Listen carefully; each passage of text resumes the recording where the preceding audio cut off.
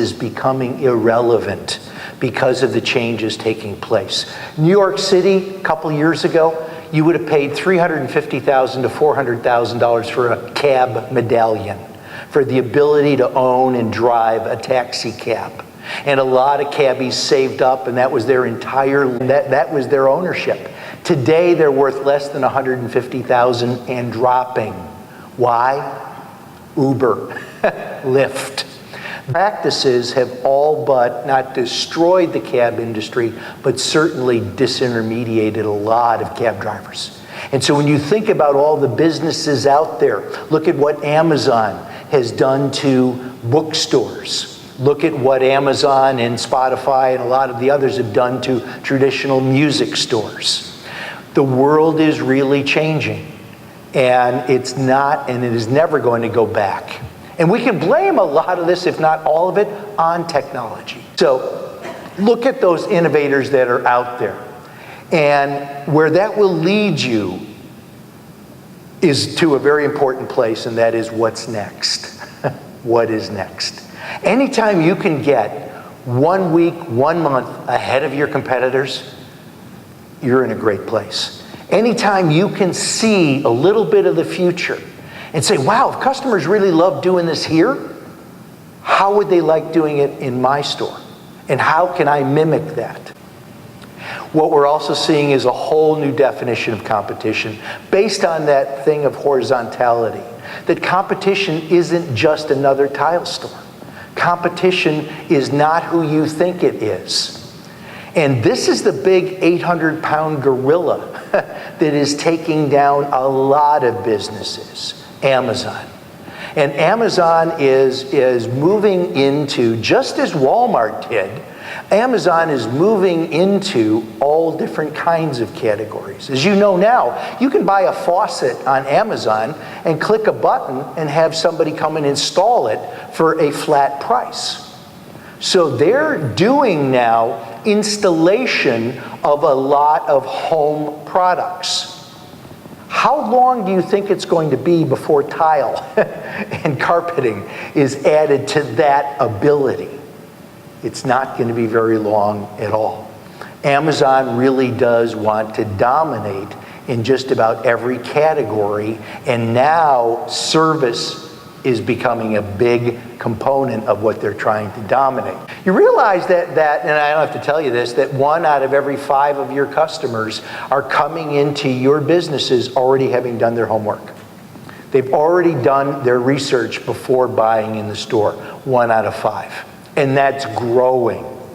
Every year that number is getting larger and larger, people doing their research. We know today, for example, in the automotive world, 95% of consumers going to purchase a car have looked or shopped online before they've gone into a dealership. 95%.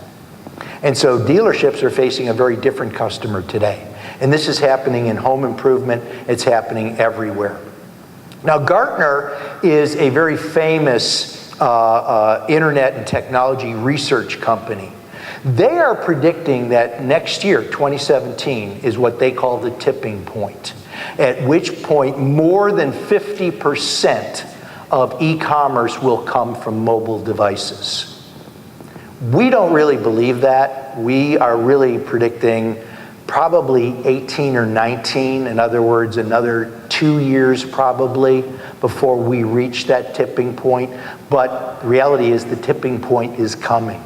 And so say to yourself, if within 2 years even, or 3 at the worst, more than half of customers out there are going to be using their phone to complete and to make purchases, have we planned for that? How are we dealing with that reality within our company? But even having said that, brick and mortar is still going to dominate. Brick and mortar is still going to dominate. We know in just about every category, with the exception of books and music, the majority of business for the next 15 to 20 to 30 years in shoes and clothing and electronics and certainly in tile and stone are going to take place in a retail store. We're also seeing, interestingly enough, the online stores now going offline. You're all familiar with the fact that Amazon opened their first brick and mortar store 6 months ago in Seattle. And they're opening more of them. And so forget about the pure plays, they're going to disappear. So everybody's going to have brick and mortar and online. The two are going to work together. And not only online, but mobile.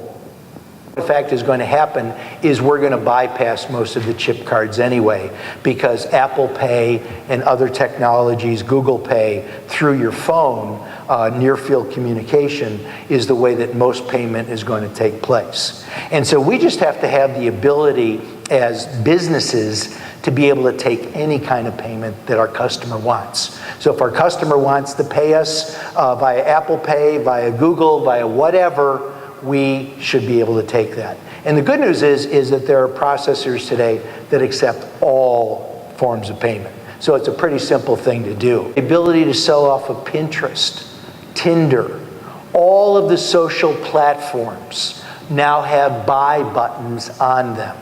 So Pinterest is one of them. It's got the buy button now. Twitter has also got the buy button on it.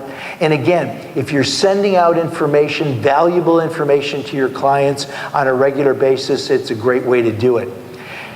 YouTube, tremendously, tremendously important today. All of these things, discounts, coupons, points, and omni-channel, this is all basic stuff today. You have to have that just to even be in business. I mean, that's just there when you open your doors. You better be prepared to do all of that. But what is really winning today are memorable face-to-face experiences.